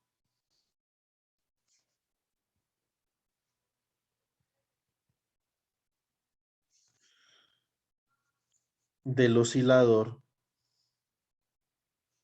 armónico amortiguado y forzado. Por acá también se puede obtener una solución, o sea, por acá también podemos obtener la solución, pero eso no es lo que yo quiero. lo que yo quiero es que ustedes vean que es un estado, ¿cierto? Que son, esto es algo como álgebra lineal, ¿cierto? Entonces, los estados, la combinación lineal de estados da la respuesta de un sistema físico, ¿cierto? Y los estados son variables muy particulares de un sistema físico. Tienen que ver con el almacenamiento de energía. Listo. Y por último,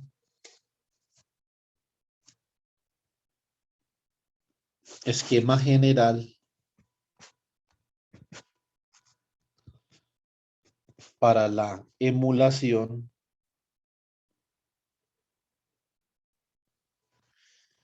de ecuaciones diferenciales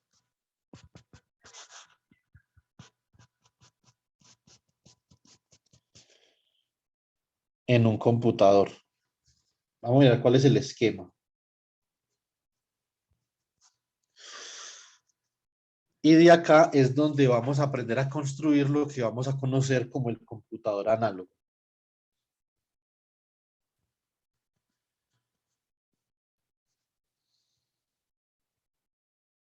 ¿Qué es un computador análogo? Es un computador que resuelve problemas análogos.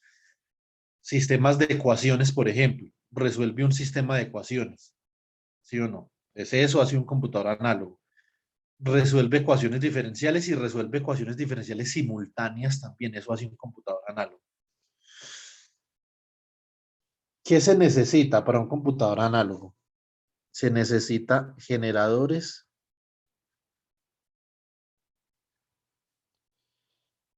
de señal. Se necesita resistencias. Se necesitan capacitancias.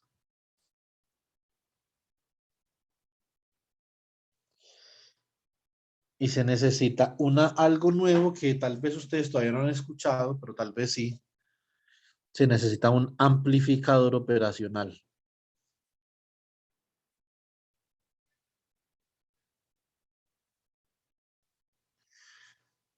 Que es un elemento electrónico que tiene como esta pinta.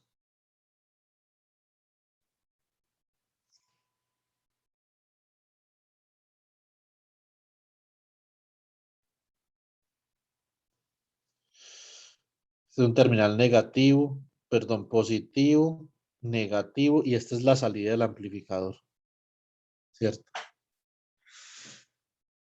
Se llama precisamente amplificador operacional por esa razón. Porque es un amplificador que nos permite hacer operaciones en un computador análogo. Bibliografía para esto. Ahorita se las envío. Sistemas electrónicos analógicos. Un enfoque matricial.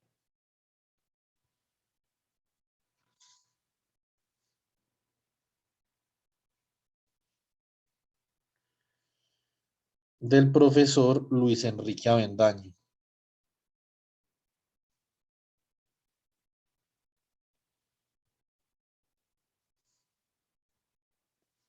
Universidad Tecnológica de Pereira.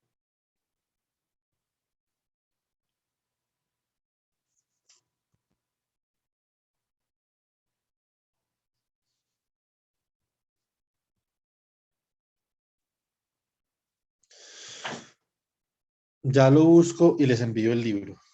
Listo. Bueno, yo creo que este también pasó. Vamos a ver. Aparentemente sí. Uy, me pasé 5 minutos, lo siento.